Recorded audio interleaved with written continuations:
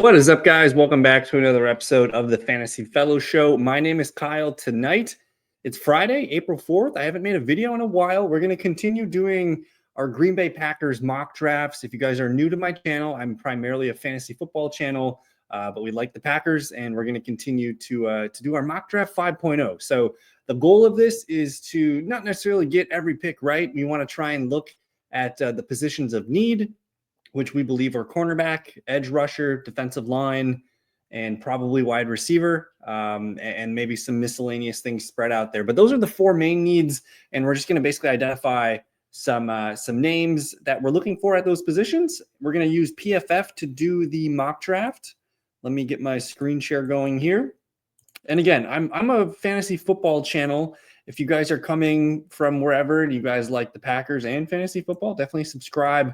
We're going to be pumping out some dynasty content soon, and I'm just so excited for the NFL draft to be underway very, very soon. I'm going to probably reference RAS scores. I think I'm going to put a focus on this for this mock draft 5.0 because we want to make sure we get guys that are athletic. That's been kind of a thing that Gutekunst has been doing since he started taking over. So Packers pick 23. I'm not going to do any trades. Maybe we'll see. We'll peek around and see if there's any good offers, but let's get the 7 full rounds going. And here we go.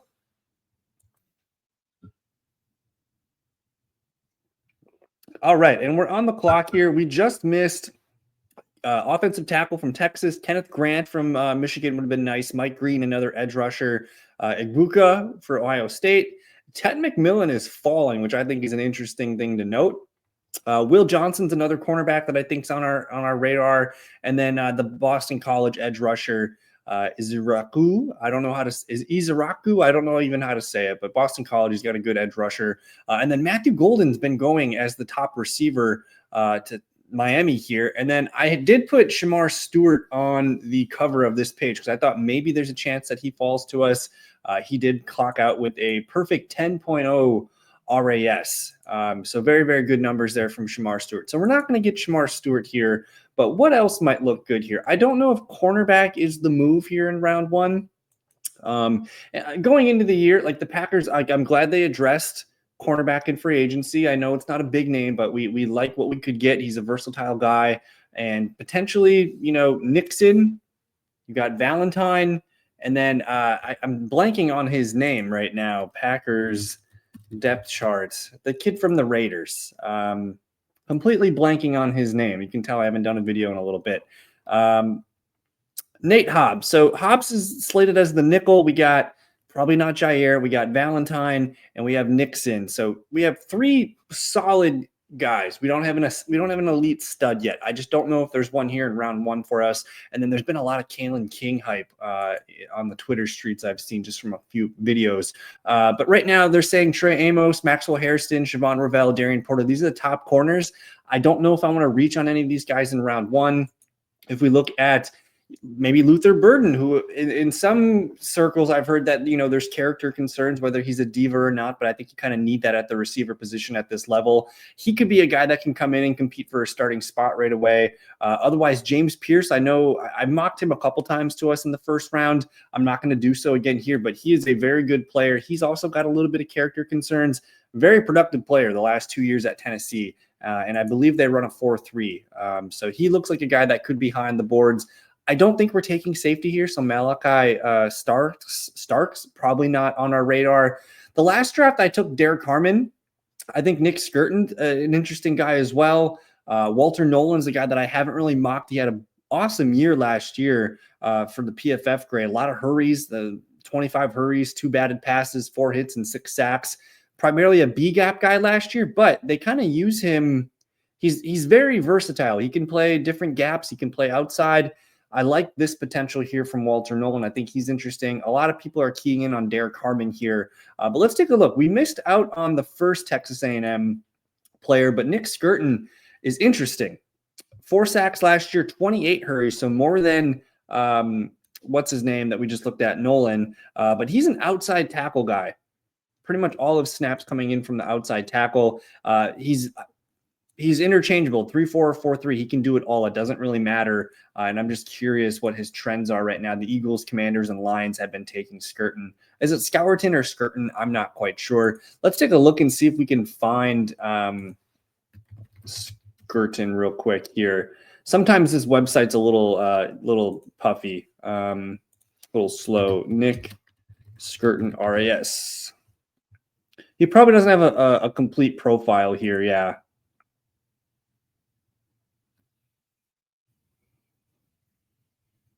So just not available here. I don't think we're going to do that. I think we're going to stick with Walter Nolan in this one, the defensive lineman from Ole Miss. I like the versatility. He's going to compete for a spot on the defensive line. We lost TJ Slayton. Kenny Clark's not getting any younger.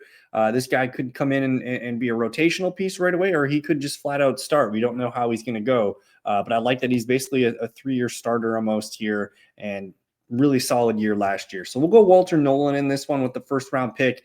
Defensive lineman, no edge rusher for us there, but we'll find some guys.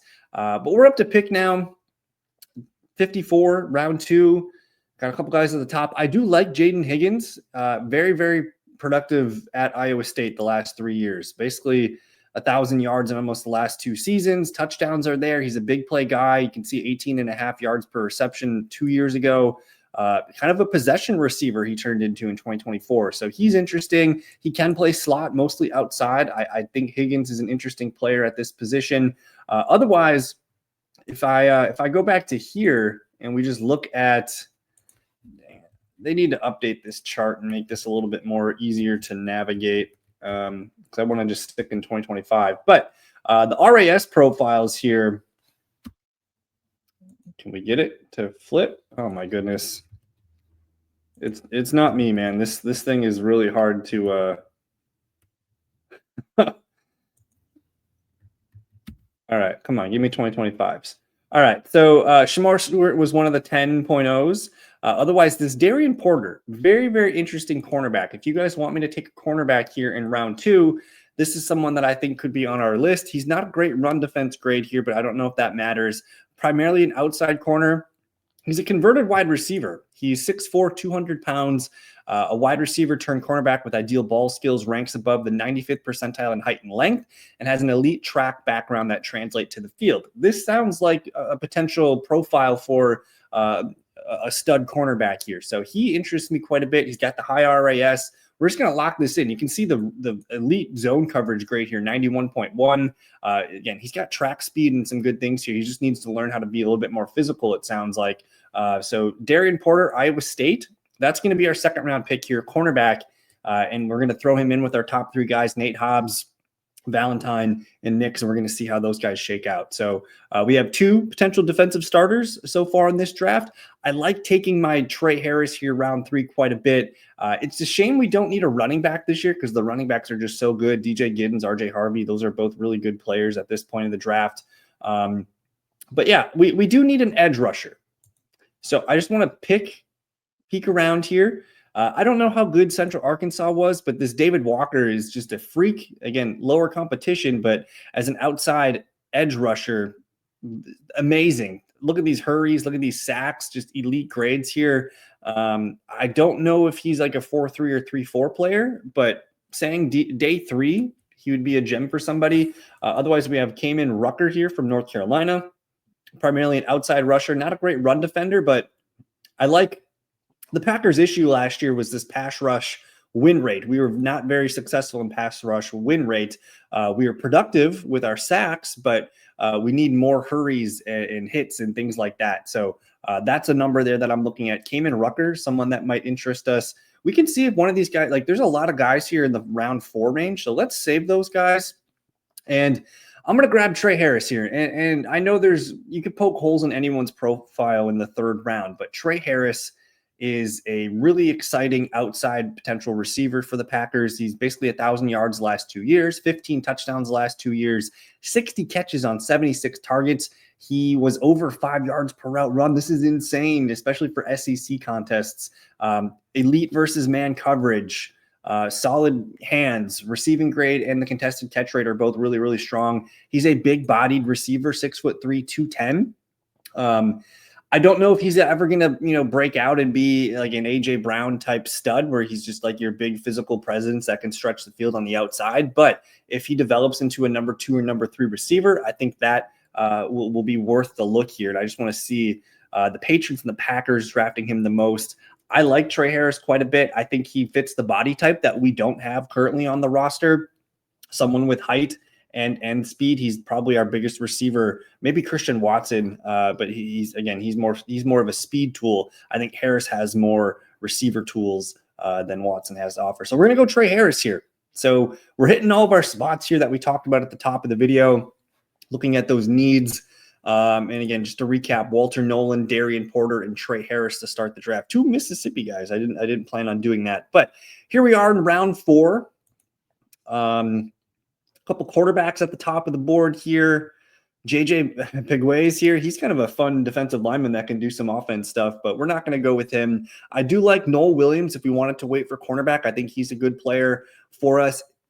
If we wanted to go offensive lineman here, I don't know if Jalen Rivers offensive tackle makes sense. He's a left tackle project. I do like Willie Lampkin here out of North Carolina. He had a really good year last year. Hasn't allowed a sack in 2 years. Very, very rock solid as a right guard here. I don't know if Sean Ryan's going to be our right guard for the next few years. I think his contract's up after 2025. This looks like a really good profile for a potential future starting right guard. And the Packers we always find guys in that, in that day 3 range where they end up turning him into starters. Here's an edge rusher out of Virginia Tech. Really strong pass rush win rate. Great outside tackle here. 14 sacks and 25 and 28 hurries in the last couple of years. That looks really nice. So they're saying a rotational outside linebacker. I don't know. So his speed and strength shine brightest when stand up in a 3-4 offensive linebacker alignment. So maybe not so much that is what we're looking for here. Maybe we look at some of the LSU guys here, but I'm kind of talking myself into Willie Lampkin here. I'm going to go with the right guard, potential starting right guard for 2026. And we kind of have we can take a couple detours, as you call them. We know our 4 needs. That's cornerback, receiver, edge, and defensive lineman. We kind of have a few spots where we can take and pull best player available, and I thought Lampkin looked like that. We're on the clock here, round 5. I like this pool of cornerbacks here. I've been taking Elijah Huzzie out of North Carolina State. He seems to be like a solid player here. He has, played slot in 2023, well enough to get a decent grade here. Outside cornerback, his freshman and his junior season. Interceptions are looking good there. I like the man, and he's a well-rounded cornerback. He can kind of do everything really well. 5'10", 195, a little bit on the smaller side. And then looks like the Packers are one of his top drafted players. Quincy Riley here, disaster year last year. Gave up a lot of yards, a lot of touchdowns. Passer rating's okay. Don't love these grades. Not sure what happened with Quincy Riley last year. Primarily an outside guy. Let's look and see here. 6 foot 195, elite track and twitchy movements. We'll see. He looks like someone that we could maybe wait on. I do like O'Donnell Fortune too, if we want to double dip at cornerback, outside cornerback, really good zone coverage grade, not the best run defender, but really, really strong 3-year profile career here from O'Donnell Fortune. 6'1", 185. I like the length, still a little bit light, but that could be, again, and Huzzie too. Like Huzzie, really solid player here, but he's a little bit on the smaller side, 5'10", 195. So if we want a little undersized at corner, let's just take a peek at the edge. I don't want to force the edge, but Ja Joyner out of Minnesota, what can you do for us? Okay pass rush, win rate here. I like that he can, help in the run game. Solid 3 years from Minnesota here. He's an outside guy. Look at these hurries, 22, 23, 29. Those all look really, really well. 6'5", 265. Is he the type of player that can maybe play in a 4-3 alignment? I think I'm open to taking a shot and seeing what happens here. There is a drop-off coming here soon. They only have 2 more edge rushers ranked in the top 200. We're going to go Ja Joyner out of Minnesota. And as it stands right now, I don't think the Packers have room to draft a starting edge in this class. I think they're going to play Rashawn Gary, and we're going to play Lucas Van Ness. We have a couple other guys that we'd like to rotate in there, whether it's, I don't know, and now Barre is going to be he's going to be our 3rd most played edge player. I don't know enough about Brenton Cox, but I liked what we saw from him a little bit last year. I thought Aaron Mosby looked okay too. So we're probably looking at a number 3 at best edge rusher on draft day. It's very likely that they don't see the need as much at this position. Maybe it starts with the interior. Maybe we need more interior help to allow these outside guys to break loose here too. So I think waiting for edge rusher, I don't want to wait till round 5 to get one. But in this situation, we did. And I think he's probably our 3rd or 4th best edge rusher on the team right now. Even if we took one in the first round, he's going to be competing with Gary and Vaness. So he's not, I don't know if it's as big of a need as we think. We were still very high in sacks. We just got to get that pass rush rate up, the win rate, that is. But we're up in round 6 here. I like Ty Felton a lot out of Maryland here. This guy, 96 catches last year, almost 1,100 yards, 9 touchdowns. Really strong profile here for a guy that could, just catch a lot of balls and get open for us. Looking around here, I like this cornerback out of USC, Jalen Smith. I think I might have mocked him a couple times, but he's played a lot of slot in 2022 and 2023. A lot of safety type stuff here too. This looks like a player that the Packers might like just because of the versatility factor. 5'11", 190. He can play really strong man grade. I don't know if that puts him in the slot for us, but I like this profile here. No touchdowns allowed last year. Really strong season with the passer rating, and this was his first full year going outside corner. So maybe there's some stuff here where they can continue to develop and build him up. So we're going to go with another cornerback, Jalen Smith, round 6 out of USC. And into round 7 now. The odds of these guys making the team, who really knows? I do want to just double check and look at the receiver position, make sure nobody is lingering out here. I think there's some guys, like, again, this is a fantasy football channel, so I think there's some guys that can make a team down here, whether it's Brew McCoy from Tennessee here. He's not going to have a great profile grade, but 6'3", 230. Like, you want like a big guy that could make Mac Hollins, Gabe Davis type stuff. Maybe that's what we're looking for here. I think Elijah Badger is an interesting guy too. You see his 20 yards per catch. If we just want someone to just go boom straight down the field with speed here, Badger is a guy here that he excels at those things really, really well. So he could be the Christian Watson maybe replacement while he's away. I don't know if I'm going to go receiver though. Let's take a peek at just everything here. Kareem Reed, we could always use more linebackers, right? This guy's got a strong run defense grade, special teams potential for us, 6 foot 226. If we wanted another defensive lineman, Ty Robinson here from Nebraska. I do like Fentrell Cypress out of Florida State as well, outside cornerback here. He kind of just does everything well. He had a really big freshman season. You can see here, didn't kind of regress the last couple of years, but he's a guy that I think has some talent. Ethan Downs out of Oklahoma. I've mocked him a handful of times. Good pass rush win rates. Almost a 3-year starter here. Lots of hurries. If we want to just grab another project at the edge position, he's someone that interests me quite a bit. But yeah, I don't know. We're in the bottom of the barrel here as far as this part of the draft.